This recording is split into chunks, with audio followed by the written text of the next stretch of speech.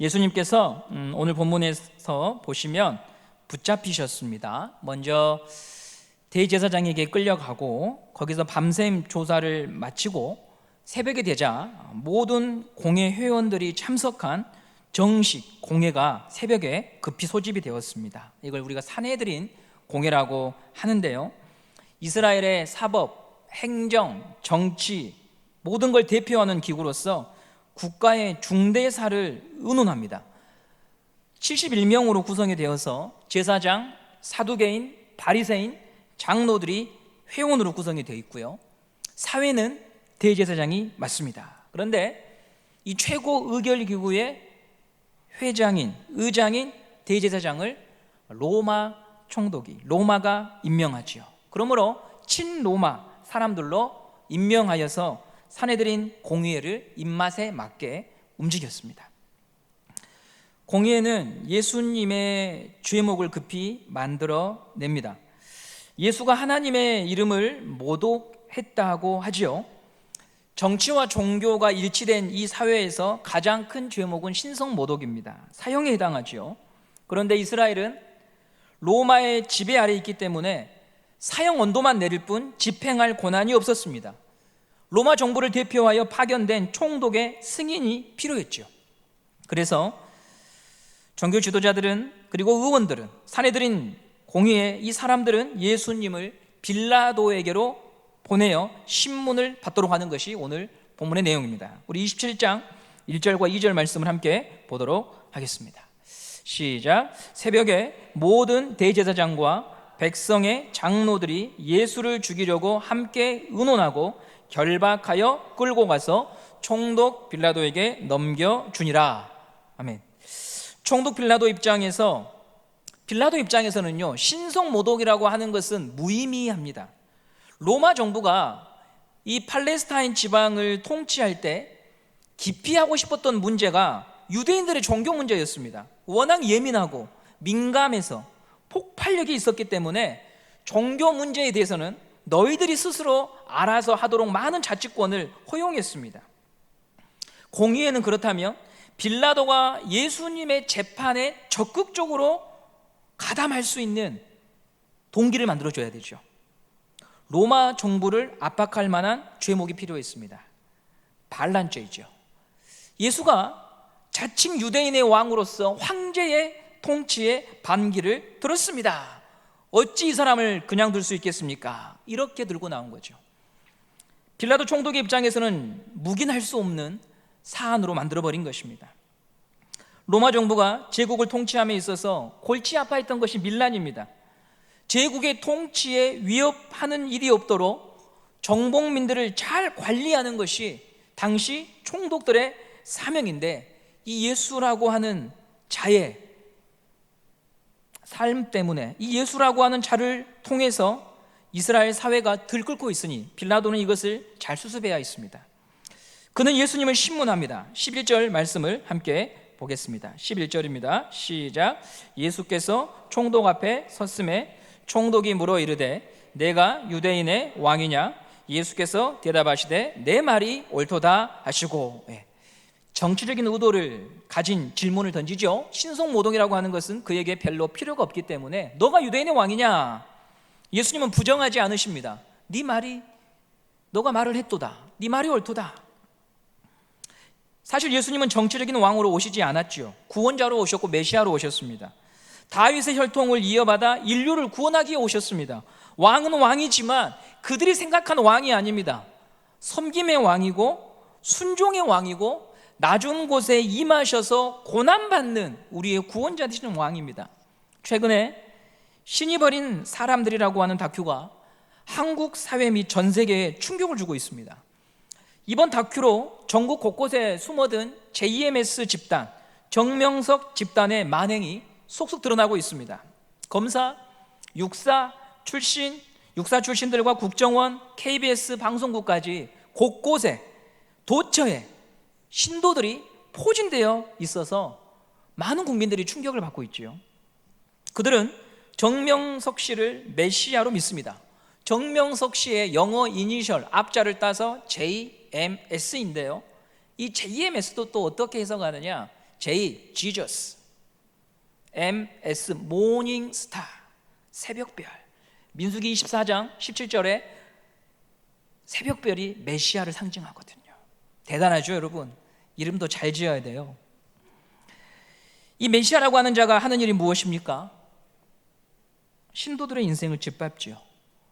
정명석 집단의 정체를 폭로하면 가차없이 테러하죠. 지금 단국대 교수 김도영 교수님이 요즘 언론에서 계속 나와가지고 JMS 정명석 집단에 대해서 폭로하고 있는데, 그분의 아버지가, 그리고 그분이 테러를 당했었습니다. JMS가 한참 활동할 때 그분이 집요하게 이 폭로를 했었거든요. 근데 그때 당시에는 사회적으로 큰 이슈가 되지 못했었습니다. 왜냐하면 언론도 그런 종교적인 문제에 대해서는 별로 간섭하고 싶어 하지 않았기 때문이죠. 그들은 가출과 이혼을 종용합니다. 인간을 피폐하게 만드는 거짓 선지자들입니다. 예수님은 거짓 그리스도와 선지자들이 나타날 것을 예언하셨죠. 마태복음 24장 24절에 이렇게 말씀하고 있습니다. 함께 읽어보겠습니다. 시작. 거짓 그리스도들과 거짓 선지자들이 일어나 큰 표적과 기사를 보이어 할 수만 있으면 택하신 자들도 미혹하게 하리라. 예수님이 다시 오실 때까지 계속될 사건이 바로 이런 거짓 그리스도 등장입니다. 세대마다 큰 세를 확보한 이단들이 있었죠. 저는 이단을 구분하는 방법 중에 하나로 여러분들에게 말씀드리고 싶은 게 뭐냐면, 어떤 집단이든지 여러분 상식적인가를 물어보셔야 됩니다. 상식이 무시되면요 무엇이든 변질이 됩니다. 사람이 회합해서 만든 조직, 그것이 기업이든 친목회든 동창회든 그게 교회든 상식이 무너지면은요 모든 게 망가집니다. 상식은 사람이 살아가면서 지켜야 되는 최소한의 가치거든요. 최소한의 가치가 번번이 무너지는 단체는 인간을 파괴합니다. 그리고 그 단체는 괴물이 됩니다. 정명석 집단은 비상식적이지요. 가정을 파괴하고 사회를 파괴하고 거짓말을 조장하고 이혼을 조장하고 폭력도 합법화합니다. 이단들은 상식을 무시할 뿐만이 아니고 더불어서 세상이 추구하는 욕망을 성경으로 포장해서 자기들끼리 추구합니다. 쾌락, 돈, 권력, 겉으로는 말하지 않지만, 겉으로는 성경을 표방하지만 소수의 사람들이 재정과 권력을 독점하고 그 밑에서 다수의 신도들은 억압을 당하고 인생이 파탄납니다. 세상의 가치를 집요하게 탐욕적으로 추구합니다. 이만희가 그렇고 정명석이 그렇고, 종교의 이미지로 덧칠하지만 그 안에는 괴수가 있는 거죠. 그럼 우리 기독교는 여러분 어떻게 다릅니까? 하나님이 세상을 다스리시는 방법 중 하나가 사람에게 이성과 양심을 주셔서 상식을 지키며 살도록 하셨어요. 세상이 유지되는 데 필요한 상식을 하나님께서 허락해 놓으셨고 심어 놓으셨어요. 그것을 인정하고 당연히 살아야 되는 게 기독교 신자로서의 삶입니다. 나아가 기독교인들은 상식을 초월한 사람들이죠. 왜냐하면 왕이신 예수님이 왕이신데 섬기러 오셨다는 거예요. 내가 너희를 위해 죽는다고 하는 거예요. 상식을 지킬 뿐만이 아니라 예수를 믿음으로 말미암아 상식을 초월한 공동체로 하나님이 우리를 불러주셨어요. 최고의 권력자가 섬기러 오셨다니요, 죽으러 오셨다니요, 섬기는 자가 제일 먼저 된 자라고 말씀하신다니요. 상식을 넘어선 가치를 우리에게 말씀해 주신 분이 예수님이십니다. 그러므로 기독교는, 교인들은 당연히 상식을 지켜야 하고 그 상식을 초월한 사람들의 삶을 추구해야 하는 것이죠. 이단에 관한 이야기가 나와서 잠시 더 언급을 드리자면요, 교회가 이단으로부터 교회와 성도를 지키는 길 중에 하나는 성경 공부도 있고 여러 가지가 있지만, 지금 우리의 상황에서 여러분에게 나누고 싶은 부분은요, 성도의 교제가 친밀하고 원만할 때 이단이 비집고 들어올 틈들이요 없어져요. 왜냐하면 성도와의 교제 속에서 대부분 걸러지고 그것이 드러나고 정화되거든요. 집사님, 오늘 누가 나한테 찾아와서 이런 공부 있다고 말하더라, 이런 거에 대해서 묻더라, 그래요? 좀 이상한데? 제가 좀 한번 알아볼게요. 이런 과정을 통해서 불순한 의도를 가진 사람들이요, 걸러지거든요. 성도의 교제로 울타리가 잘 짜여진 교회는 미혹하는 자들이 쉽게 들어올 수 없어요. 반대로 고립된 성도들은 이단들이 좋은 먹잇감이 되죠. 사람은 삼위일체 하나님의 형상을 통해서 지음받았기 때문에 교제하고 싶은 열망이 반드시 있습니다. 그런데 신앙생활을 하면서도 고립되어 있다고 한다면 어떤 원인이 있기 때문이죠. 내적인 상처 때문에, 어떤 아픔 때문에. 그래서 방어적으로 누군가 자기 삶에 들어오는 것에 대하여 굉장히 두려워하지만, 이 이단들은 그런 사람들을요 대단히 살갑게 대하고 이것도 저것도 나눠주면서 마음을 나누기 시작하면 쏙 빠져들게 되어 있어요. 아닌 줄 알면서도 교제를 끊을 수 없기 때문에 말씀 들으러 가자, 유명한 목사님이 계시는데, 이번에 미국에서 들어온 훌륭한 선교사님이 계시는데 한번 가보지 않을래? 라고 하면은요, 가면 안 된다고 교육을 받았지만 이 사람과의 관계가 너무나도 나에게 소중하기 때문에 가게 되는 거예요. 날 챙겨주기 때문에. 거기 가면은 또 이 사람이 올 것을 알고 4명, 5명 특공대들이 기다리고 있거든요. 부족한 것들을 채워주고 연락해주고 생일을 챙겨주고 아프다고 하면은 음식을 나눠주고 하기 때문에 끊을 수가 없는 거예요. 그래서 저는 이단들을 욕하는 것만으로는 이 사회를 바꿀 수가 없어요. 교회가 교회됨의 기능들을 회복해야 돼요. 성도의 교제가 있어야 합니다. 성도의 교제는 영적 면역력을 키우는 길이에요. 순에서 기관에서 성도의 교제가 이루어져서 영적 면역력을 키울 수 있어야 됩니다. 사람은 혼자 설 수 없습니다. 우리가 잘 아시는 하나님께서, 우리를 잘 아시는 하나님께서 사람이 혼자 설 수 없음을 아시고 우리를 교회로 불러 모으셔서 교제케 하신 것입니다. 그 안에서 저와 여러분들이 보듬고 아픔을 나누고 함께 기도할 때 하나님이 주시는 위로부터 오는 위로가 있고 기쁨이 있는 것입니다. 저는 우리 교회가 이것에 대하여서 23년도에 책임과 또한 열정을 가지고 이것들을 만들어내고 이 안에 하나님께서 임하시는, 회복시키시는 그런 은혜들이 간증되어 나타나는 교회가 되기를 간절히 소망합니다. 빌라도는 예수님을 신문합니다. 그리고 신문하면 신문할수록 놀라워하죠. 죽일 만한 죄가 없다는 것을 그가 봅니다. 27장 18절 말씀을 함께 보도록 하겠습니다. 27장 18절입니다. 시작. 이는 그가 그들의 시기로 예수를 넘겨준 줄을 알미더라. 죽일 만한 죄를 찾지 못한 거예요. 종교 지도자들의 미움을 사서 너가 이 자리에 있는구나, 정치인이 가진 예민한 감각으로 그는 본 것이죠. 그래서 빌라도는 이 사건을 되도록 조용히 마무리하고자 한 가지 제안을 합니다. 바로 특별 사면이죠. 이스라엘 최대 명절인 유월절에 특별 사면의 전통이 있었고 그것을 활용하려고 합니다. 우리나라도 광복절에 대규모 사면을 감행하죠. 성탄절 그리고 신년을 전후로 해서 대통령 사면이 있습니다. 보통 경제사범, 생계형 범죄자들이 사면을 받습니다. 빌라도는 예수님을 이렇게 석방함을 통해 이 복잡한 문제를 해결하고자 했습니다. 당시 예루살렘은 유월절을 지키고자 많은 사람들이 몰려들었고 예수라고 하는 분이 붙잡혔다고 하는 소식이 다 퍼져서 헤롯 궁전 앞에 사람들이 몰려들었습니다. 사건의 추이를 지켜보는 거죠. 도대체 그가 어떻게 될 것인지 그들을 향하여 빌라도는 물어봅니다. 27장 21절 말씀을 함께 보도록 하겠습니다. 시작. 총독이 대답하여 이르되 둘 중에 누구를 너희에게 놓아주기를 원하느냐? 이르되 바라바로소이다. 빌라도가 기대했던 것과는 전혀 다른 이름이 귀에 들립니다. 예수가 아닌 바라바를 풀어달라. 이해할 수 없는 일이죠.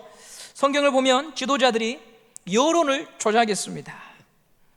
사람들을 선동함으로 예수를 사형장으로 보내도록 사람들의 마음에 권면하고 그들로 하여금 예수를 죽이는 데 협조하도록 종교 지도자들이 사건을 조작했습니다. 빌라도는 바라바를 풀어달라고 하는 말을 듣고 난감했을 것입니다. 어떻게 판결을 내려야 될지 고민이 되지요.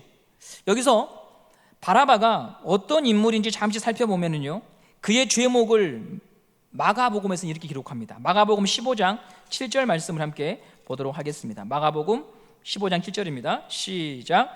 밀란을 꾸미고 그 밀란 중에 살인하고 체포된 자 중에 바라바라 하는 자가 있는지라. 바라바는 밀란을 일으킨 지도자로 보입니다. 사회적 혼란을 부추겼고 그 와중에 사람을 살해했습니다. 아마도 로마의 대항해에서 밀란을 일으켰던 것 같아요. 바라바라고 하는 이름의 뜻이 여러분 참 오늘 우리가 이 사건을 보면서 의미심장한데요, 아버지의 아들이다라는 의미를 가지고 있습니다.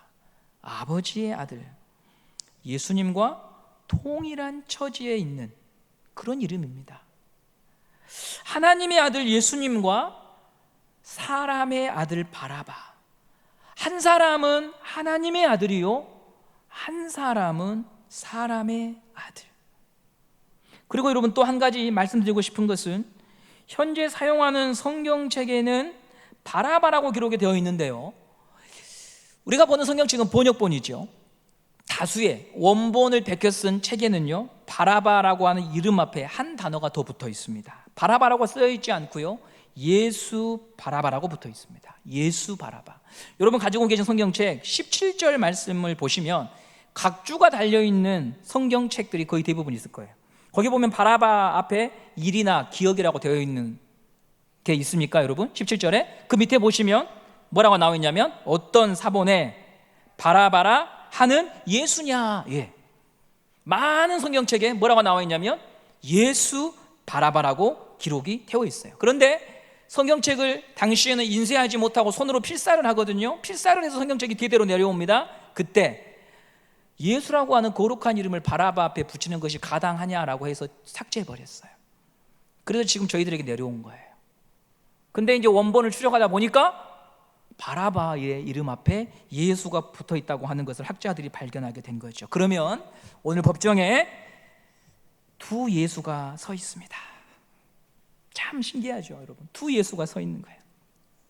한 사람은 정치적 혁명을 통해서 구원을 하려던 예수고, 자신의 뜻과 목적을 달성하기 위해 사람을 죽인 예수야. 그러나 또 한 예수는 죄인을 구원하기 위해 아버지의 뜻을 이루기 위해 자신이 스스로 죽음의 길로 가고 계시는 예수님입니다. 누가 죽어야 합니까? 누가 십자가에 달려야 합니까? 예수 바라바지요. 그런데 사람들은 바라바를 풀어주라고 해요. 여러분 사람은요 공정하지 않아요. 저를 다 포함해서 이성적이지 않아요. 자기 이익에 다 기울어져 있는 존재예요. 우리가 이 당시에 이 자리에 있었다고 해도 우리도 별반 다르지 않았을 것입니다. 빌라도의 아내가 급히 사람을 보내서 빌라도에게 말을 하지요. 간밤에 꿈자리가 사나웠습니다. 내가 꿈을 꿨는데 이것이 보통 꿈이 아닙니다. 흉조입니다. 남편에게 말을 하지요. 27장 19절입니다. 시작. 총독이 재판석에 앉았을 때에 그의 아내가 사람을 보내어 이르되 초오른 사람에게 아무 상관도 하지 마옵소서. 오늘 꿈에 내가 그 사람으로 인하여 애를 많이 태웠나이다. 빌라도의 아내는 이방 여인이거든요. 그럼에도 이스라엘 종교 지도자들보다 더 예민한 영적인 감각을 가지고 있는 거예요. 지금 이 법정 앞에 서 있는 예수를 함부로 대우할 그런 인물이 아니다고 하는 것을요 직감했어요. 꿈을 꾸고 나서요. 마태복음에서는 꿈이 하나님의 계시의 통로가 되거든요. 예수님 그리스도께서 잉태될 때 천사가 그다음에 꿈으로 요셉에게 말해주고 하잖아요. 근데 여러분 오늘 그 일이 동일하게 또 일어나고 있는 거예요. 이방 여인인 이 여자는 예수가 함부로 대할 분이 아님을 알았어요. 그러나 정작 하나님의 백성이라고 자부하는 이스라엘 사람들은 어떻습니까? 죽이라는 거예요. 분별력을 잃었어요. 율법에 능통한 지도자들이 메시아를 죽이기 위해 혈안이 되어 있어요. 눈이 감겼어요. 보아도 보지 못하고 들어도 듣지 못해요. 듣고 싶은 것만 듣고 보고 싶은 것만 보는 것이 사람이에요.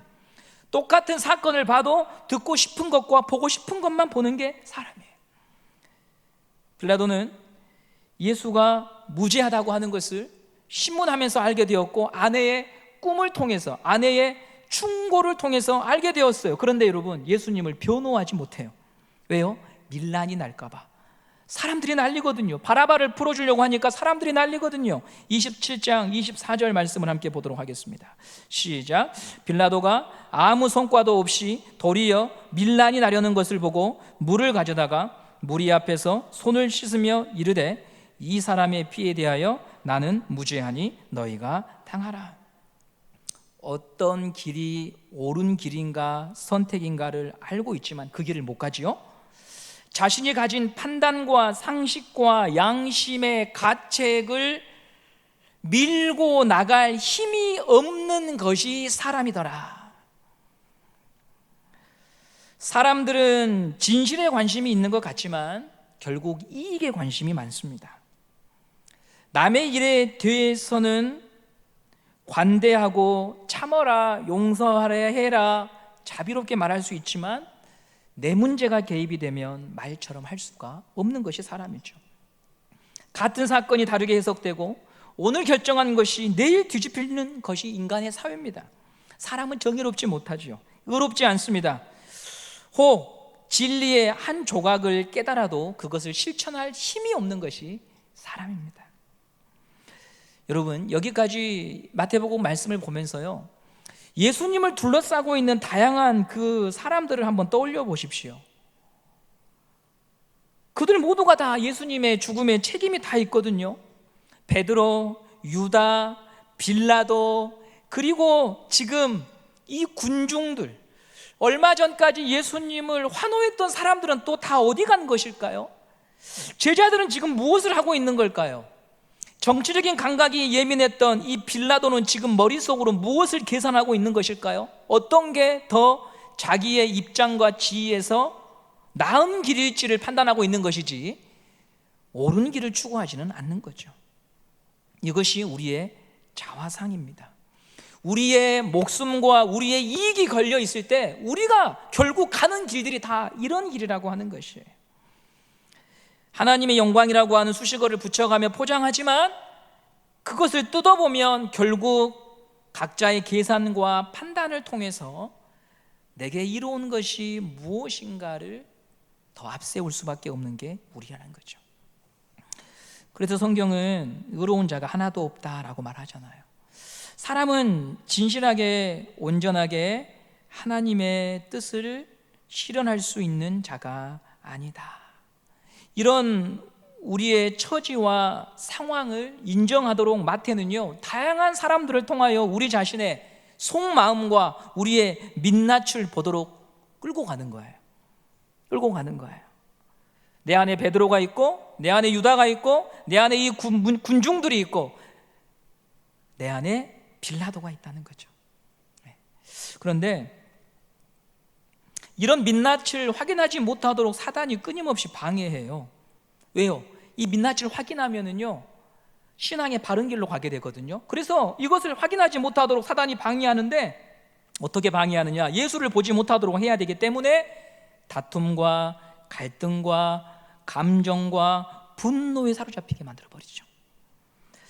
내 처지와 상황은 예수님을 보고 그분의 말씀을 들을 때 내 처지와 상황을 깨닫게 되는 것인데 예수님께로 우리 눈과 마음이 가지 못하도록 만들어버리는 게 사단의 공격이에요. 사단은 이런 방법을 통해서 믿음의 길에서 이탈하게 만들어요. 성도의 교제에 금이 가게 만들어요. 주님에게로 가야 될 마음과 내 눈을 자꾸만 사람에게로 향하도록 만들어버리죠. 낙담하게 합니다. 절망하게 합니다. 우리의 신앙이 아무것도 아닌 것처럼 여겨지게 만들어버립니다. 지금까지 애쓰고 수고한 그 모든 것이 다 헛것이라고 말을 해버립니다. 여러분, 이럴 때 우리는 다시 예수님을 보아야 합니다.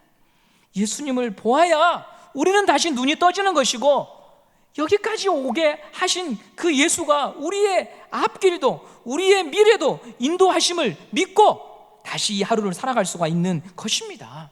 오늘 저를 비롯하여 여기 앉아 계신 모든 성도님들의 눈과 마음이 십자가의 예수를 향할 수 있기를 간절히 소망합니다. 성경에 이런 말씀이 있습니다. 시편 51편 17절 다윗의 고백인데요, 시편 51편 17절입니다. 시작. 하나님께서 구하시는 제사는 상한 심령이라. 하나님이여 상하고 통회하는 마음을 주께서 멸시하지 아니하시리이다. 상한 심령이다. 상하고 통해하는 심령이다. 이게 뭘 의미하냐면요, 집을 나간 둘째 아들이 자기가 누구인가를 돼지 지엄 열매를 먹으면서 알았을 때의 마음이에요. 내가 아버지의 가슴에 못 박은 놈이구나. 나의 판단이 전적으로 틀렸구나. 내가 아버지에게 불효한 놈이구나. 그것을 알고서 슬피 우는 마음이 상한 심령이에요. 그런데 왜 이 심령을, 이런 마음을 하나님께서 원하시느냐? 그는 바로 그런 사람은 십자가로 나아가거든요. 그래서 둘째 아들이 돌아가는 거예요. 내가 우리 집에 가서 우리 아버지가 나보고 너는 아들이 아니고 종이라고 말해도 좋으니까 나는 아버지에게 가야겠다.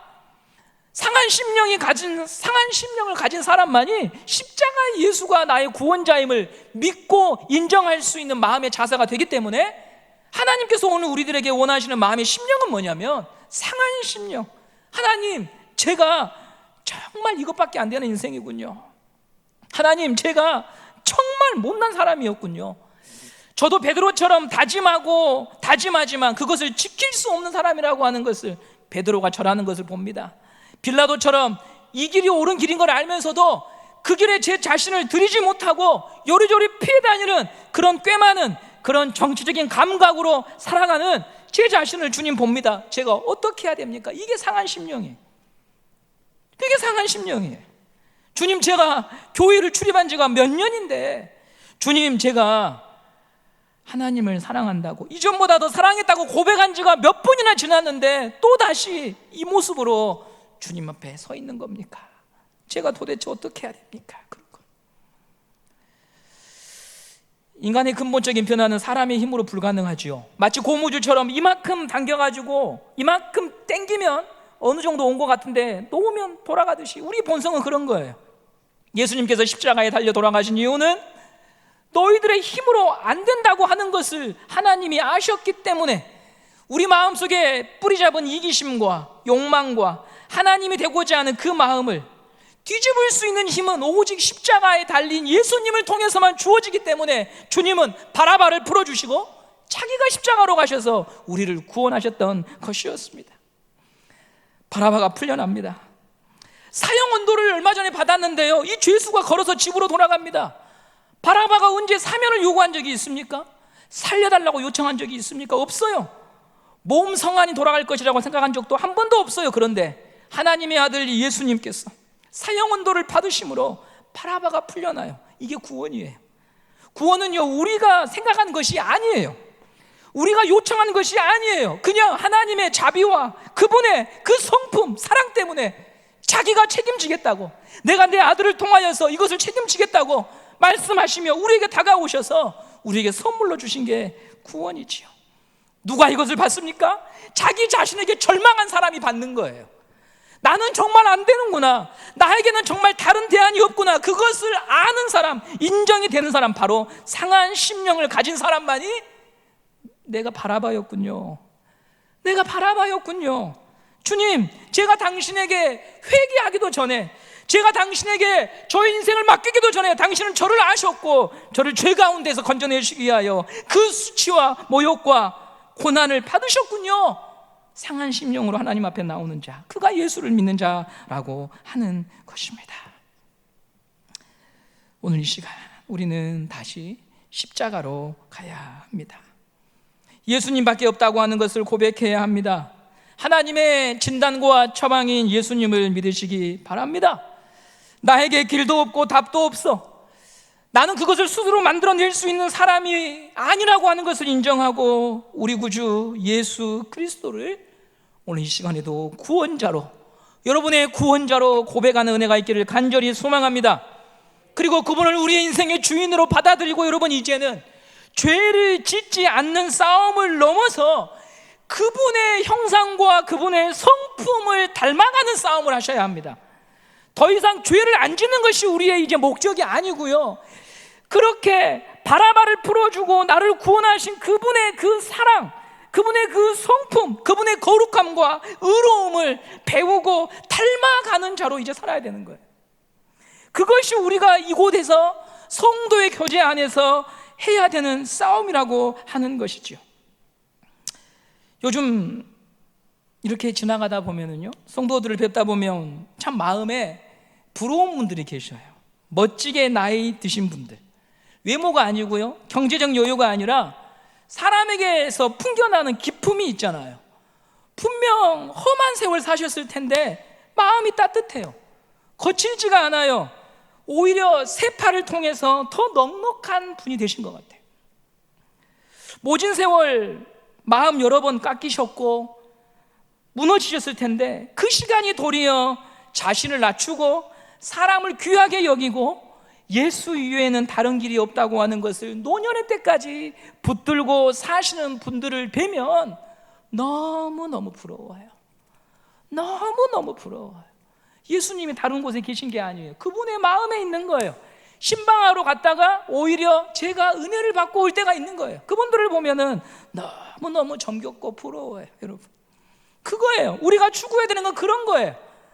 그리스도 예수의 장성한 분량에 이르기까지 바라바인 나를 풀어주신 게 여러분, 그냥 십자가 사형 언도에서 너 이제 생명 얻어서 그걸로 끝나는 게 아니죠. 그 생명을 누리는 자로 살아가야지. 그 생명을 누리면서 이제 나를 닮은 자로 살아가라고 우리를 풀어주신 거잖아요. 그냥 집으로 돌아가는 게 목적이 아니잖아요. 이제 그 생명을 나눠주신 예수 그리스도의 그 성품에 참여하여 거룩함과 의로움과 상식을 초월한 것을 보여주셨던 그 예수님의 삶에 대하여 묵상하고 그것을 추구하며 살아가라고 우리에게 이 교회 공동체를 허락해 주신 것입니다.